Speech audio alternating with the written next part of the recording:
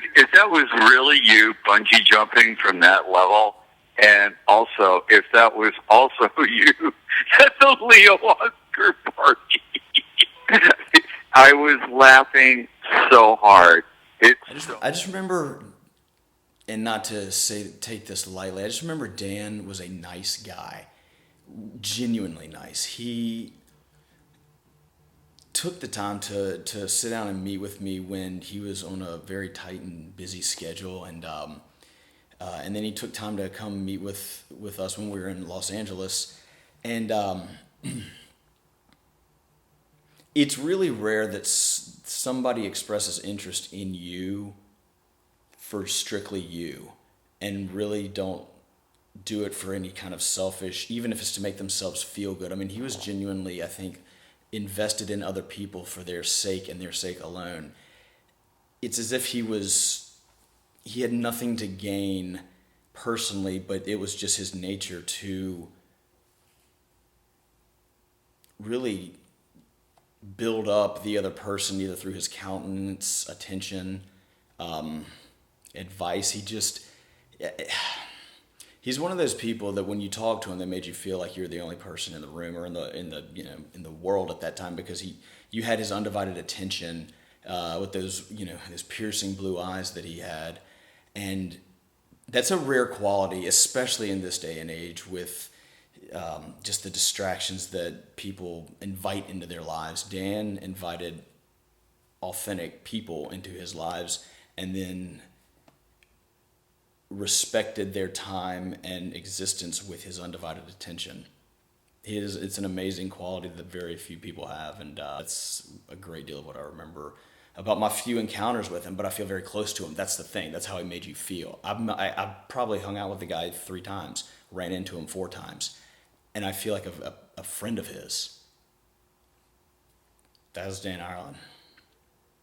I remember I called him one day, and I had a question for him, and there's a few people in the industry either that don't know or don't have the time to talk to you, and he was somebody that would take the time to talk to you, that knew what to tell you, and he was correct just from experience.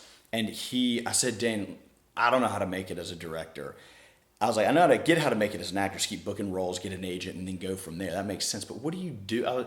Because we were going to all these film festivals for a short film that we did, and I was like, these are great, and it's fun, and it's nice to see the work up there. But I told him, I can't eat awards.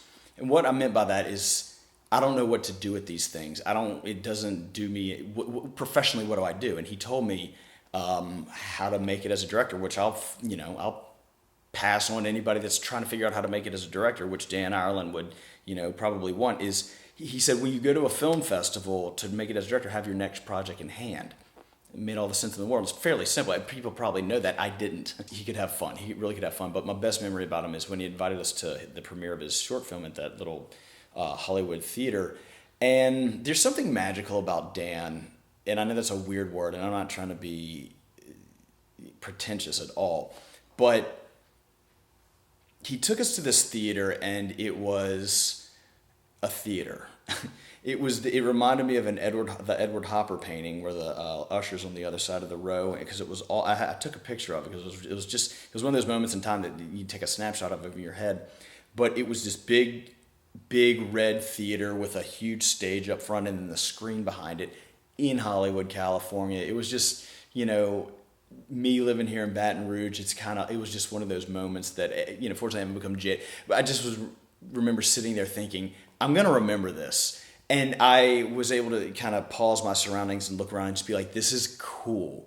This is really cool. And I think it was the really neat thing. And guys like that, in the purists of the film world out there that understand why they're doing it and what they're doing it for, and the preservation to, and the desire to continue preserving that experience of going to a theater you can't replace it with anything. And that was I think that was one of my favorite memories of him, and just kind of something that he put together.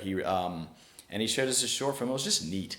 It was a cool experience, and if I could describe Dan in one word, I'd have to say genuine. He was genuinely Dan. He was not affected by anything. Caleb, it's Dan. How you doing? So you're jumping out of planes, Caleb. I hope you're trying to rip your shirt off. Although I think that might be a little challenging. Anyway, buddy, I hope you're having a blast. It looks like you're having fun doing whatever you're doing.